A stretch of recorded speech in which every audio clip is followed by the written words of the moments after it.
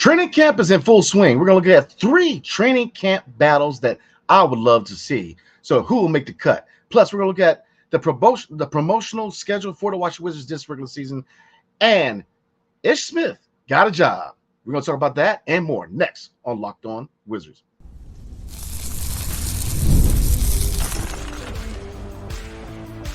You are Locked On Wizards, your daily Washington Wizards podcast, part of the Locked On Podcast Network. Your team every day. What's up, Locked On Wizards fans? Your boy Brandon Scott again, and I appreciate you guys making Locked On Wizards your first listen every single day. We are part of the Locked On Podcast Network, your team every single day. Tonight's episode is brought to you by Gametime. Download the Gametime app, create an account, and use promo code LOCKEDONNBA for $20 off your first purchase. So, guys, we have a lot to talk about today. We're gonna look at 3 training camp battles that I would love to see commence during training camp, which is in full swing. Today is day number 2 of training camp. So we're gonna look at 3 training camp battles that I would love to see, and I think we definitely need to see going forward. Also, they put out the Wizards 2024 to 2025 promotional and theme night schedule. So for everybody going to games, we give you the best games where you can get bobbleheads, all the promotional items, and theme nights, man. So definitely going to do that. And Ish Smith got himself a job in DC, man. So he is back with the Wizards in a different role than being a player. So we're going to talk about that. Like I said, a lot to talk about. Let's jump into it. So 3 training camp battles that I would love to see this year's training camp. Like I said, today is officially the end of the second day of training camp. So 3 battles that I would love to see that I think would be pivotal to kind of help reshuffle this roster and see who is part of the long-term vision here in DC. Training camp battle number 1, Patrick Baldwin Jr. versus Johnny Davis. I think this is the most obvious one. Look, they +1 right now. Like, you know what I'm saying? So they need the one player has to go. And I think that outside of Patrick Baldwin Jr. and Johnny Davis, most of the roster is set.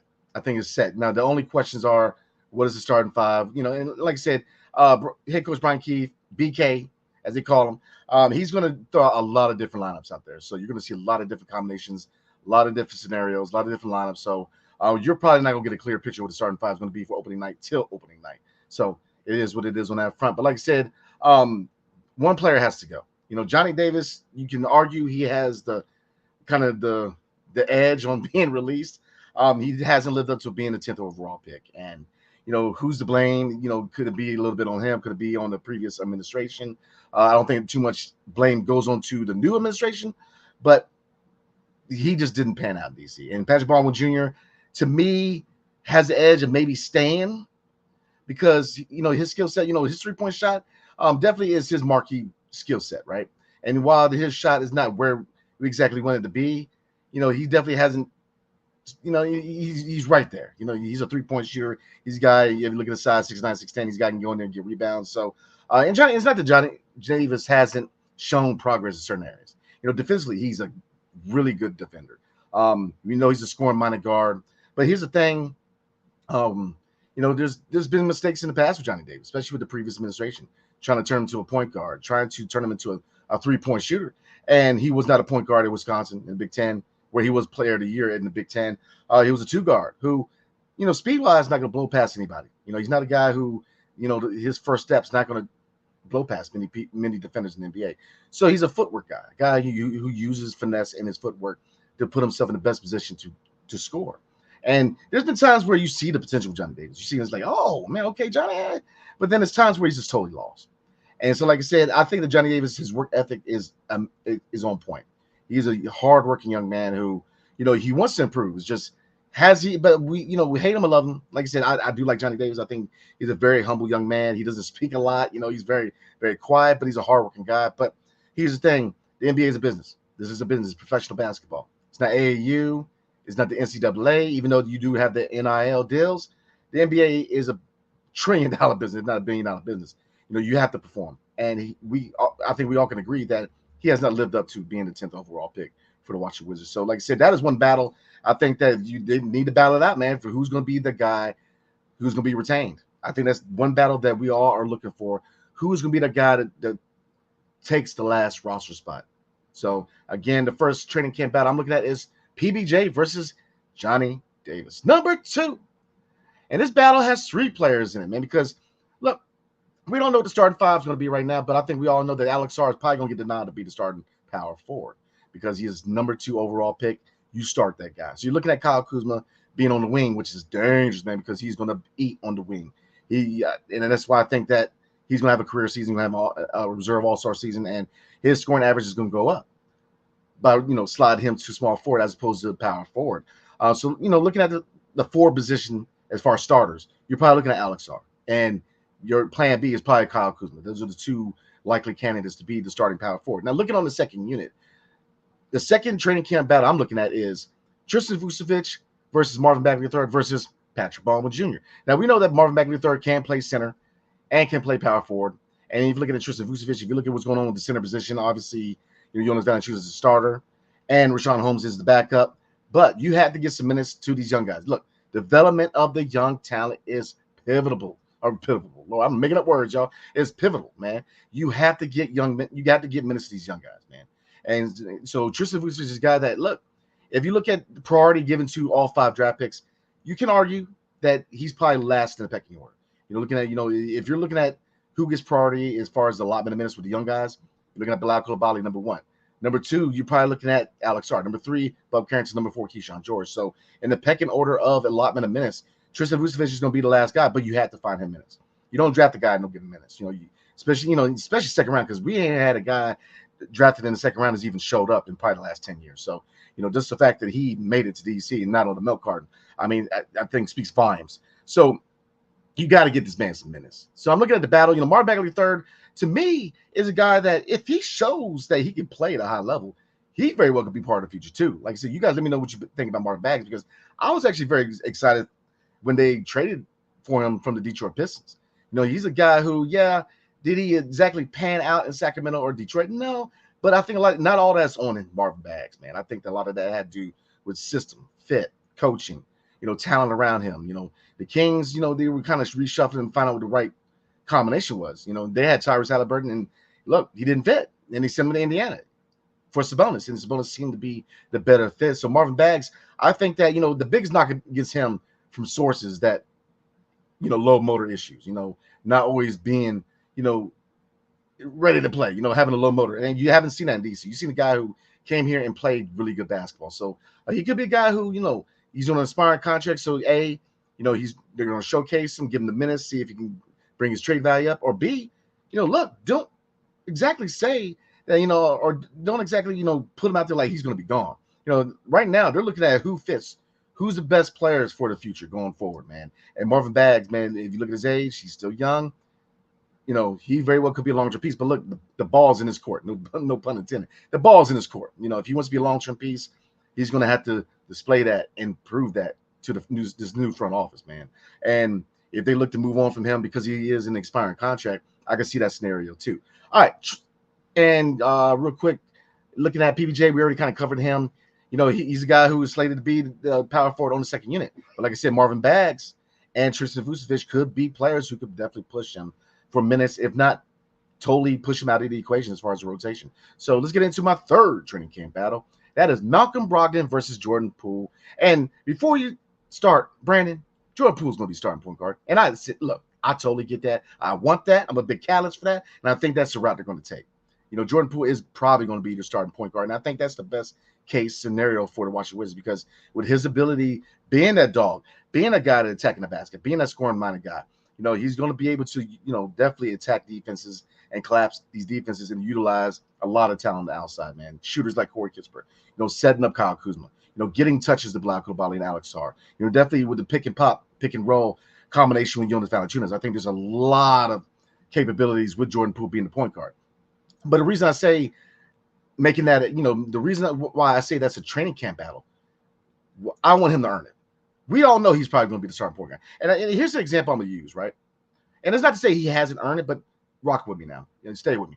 All right, looking at it, one big example for you DC fans is Jaden Daniels, the franchise quarterback for the Washington Commanders. We all knew he was going to be the starting quarterback. There was no way that Marcus Mariota was going to start for this team. We all knew it, but you want him to earn that. You want him to go out there and bust his tail off. And I want to see him battle against Malcolm Brogdon. Malcolm Brogdon is definitely, being a vet in the game with the ties to the city. He has made his presence known on the court and off the court. I think that Malcolm Brogdon was a good pickup. Like I said, hate it or love it. We're not gonna get into the Denny trade or hate it or but I do think that one, Bob Carrington was a great long-term piece. Two, you got 2 first-round picks, and 3, you're able to bring a veteran guard in Malcolm Brogdon who again has ties. UVA guy, Cavalier. His wife has ties to Northern Virginia. He's got ties to Washington D.C. proper. I mean, he's going to mentor Jordan Poole. He's going to mentor Bob Carrington, and he's going to get these guys ready to contribute in the future, man. And like I said, I want to see Jordan Poole really take this job from Malcolm Brogdon. I want to see him work his butt off and take this job, earn his job. And I think he will. But this is the battle I'm looking forward to. I want to see Malcolm Brogdon push Jordan Poole to the limit, man, and really set this guy up for a career season, because I think that Jordan Poole has a renewed focus, man. He's focused this year. He's ready to roll. But it's not to say that he's made it. He hasn't hit the promised land yet. For him to be that long-term piece, he still has to prove that to the front office. He still has to prove that. And I think he will. Last year he proved that he can handle the smoke. But now, I love to see him with renewed focus. I like to see him motivated, but you got to perform. This is the year where you have to put your stamp not only on starting point guard, but put the league on notice and remind people who JP13 really is. So, all right, everybody, we're going to move on. You guys get in the comment section. Let me know what training camp battles do you guys want to see, and do you agree with my list or not, and why? So definitely holler at me in the comment section. So we got the promotional schedule, so we're going to go over that. And Ish Smith got a job with the Wizards, man. Proud of my guy, man. So we're going to talk about Ish Smith and what kind of presence he can have with the Washington Wizards going forward. But before we do, tonight's episode is brought to you by FanDuel. Hey, NFL fans, you can start the season with a big return on FanDuel, America's #1 sportsbook. So when you get a hunch in the middle of the game, you can check out the latest stats, view the live play-by-play, and so much more on the same page where you place your bets. You'll get started with $200 in bonus bets, guaranteed, when you place your first $5 bet. That's FanDuel.com. All right, everybody, let's get back into it. All right, so I'm going to go over the Wizards 2024 to 2025 promotional schedule and theme night schedule. It was just put out by the Wizards organization, man. So like I said, it was a press release. So I'm just not getting it. So we're going to go over this. So themes and giveaways, like I said, a lot of you guys going to games. I know a lot of people, they look at games that have the promotions. I'm with you on that. I'm a bobblehead guy. I collect bobbleheads not only from the Wizards, from all DMV teams and the Baltimore Orioles. So I'm a bobblehead guy. So let's look at the schedule real quick. All right, so a lot to talk about here. All right, I'm skimming through this press release, so bear with me. All right, so themes and giveaways. Tip off the new season. All fans attending the home opener on Thursday, October 24th against the Boston Celtics will receive a 4th District T-shirt courtesy of Capital One. I'd also bring back the popular player hat series this year, a series of hats designed by current Wizards players. The players this year that will have their own hats, and they're actually starting. The first night of the player hat series will be November 26th, 2 days after my birthday. I'm loving that. The first 10,000 fans in attendance will receive a hat designed by Alex Sarr. Second one will be Jordan Poole, December 30th, and Bilal Coulibaly, aka Be Cool, will release his hat on January 7th. Wizards Wednesdays, a 9-night series presented by Capital One, tips off on October 30th against the Atlanta Hawks. Throughout the season, select Wizards Wednesdays will feature giveaways including tumbler, cups, like they're doing on January 29th, and a G Wiz bobblehead on March 5th. Also, the first 10,000 fans will also be treated to Space Jam, Corey Kispert bobblehead giveaway. I'm loud like that. On January 1st and on February 10th when the Spurs come to Cap One. Fans will also take home a French-themed Bilal Coulibaly and Alex Sarr double bobblehead. Isn't that cute? All right, so let's see. Additional giveaways during the season will include an Emirates NBA Cup Rally Towel on November 22nd, City Edition T-shirt on December 5th, a Wizards-branded quilted bucket hat. Oh, Lord. December 19th, a reversible baseball jersey, a Wizards baseball jersey, February 24th, a beach bag on March 31st, and Fan Appreciation Night T-shirt will be on April 9th, which is slated probably going to be one of the last games of the season. All giveaways for the first 10,000 fans, items and dates are subject to change, so definitely keep that in mind. All right, theme nights and special ticket packages real quick. All right, so college series nights, 11 dates, which include a special edition co-branded college and Wizard reversible bucket hat while supplies last. So that's one theme. College series nights was colleges around the DMV, probably going to be Howard, Georgetown, etc. All right, Heritage Series nights. Obviously, a lot of heritage, Latino heritage, African-American heritage, different heritage nights. LGBTQ, the list goes on. They're going to definitely carry over the Heritage Series Night, not only for those select groups, but all the different groups, French, stuff like this. Definitely Heritage Series that are synonymous with certain players. Obviously, we have 3 players in the roster who speak French, so definitely look forward to the Heritage Series nights. So it says 20 days, which include a special edition reversible bucket hat. So they're going to be doing a lot of bucket hats, man. I don't know what the infatuation is with bucket hats, man, but they're going to be doing a lot of bucket hats because Military Appreciation Night for shout out to all the vets out there, including myself. Definitely they're going to have Military Appreciation Night. And like I said, the Wizards and really the DC teams overall have been really cool with honoring the military. I know the Nats do that. See a lot of vets out there, Iraq vets, Afghan vets, Vietnam vets go out there throwing the first pitch. The Nationals are really known to do a lot with the military community. Same thing with the Commanders, my beloved Commanders. And the Wizards kind of have taken that torch of, really honoring America's heroes, man. So definitely look forward to that. Basketball Day in the DMV, a reversible penny. I don't know what a penny is, but that's on January 12th. Lord. HBCU and D9 night presented by Stackwell Capital. Again, a reversible bucket hat, February 8th. So look, if you like bucket hats, this is the season where you definitely capitalize on that. All right, let's see. We're going to get through this, guys. Almost done. Pride Night, presented by Giant. They get a belt bag on March 27th. All right, Cherry Blossom Night, Cherry Blossom button-down T-shirt on March 29th. Also, Pride Night was March 27th, and March 29th is Cherry Blossom Night. My bad. Noche Wizards, presented by Michelob Ultra Reversible. Again, the bucket hats are just rolling out the assembly line, man. March 31st. And the Sneaker Night, presented by Hennessy. Man. You get a sneaker bag, which is going to be on April 2nd. All right, so we have some more nights to go through real quick, guys. Like I said, if you guys are looking at what games to attend, a lot of these, theme nights, or they might appeal to you depending on certain things, obviously. But some other additional theme nights to look at.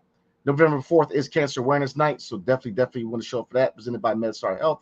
November 27th, Season of Giving, presented by Ticketmaster. December 7th. Go Green, presented by Michelob Ultra.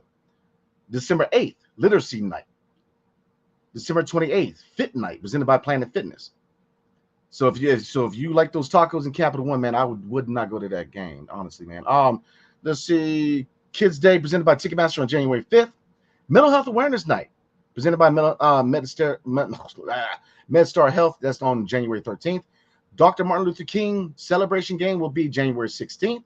Heart Health Awareness Night, presented by MedHealth on February 12th. STEM Night, presented by KPMG on February 24th. Women's Night, presented by the GDIT on March 21st. Neuro Awareness Night, presented by MedStar Health on March 24th.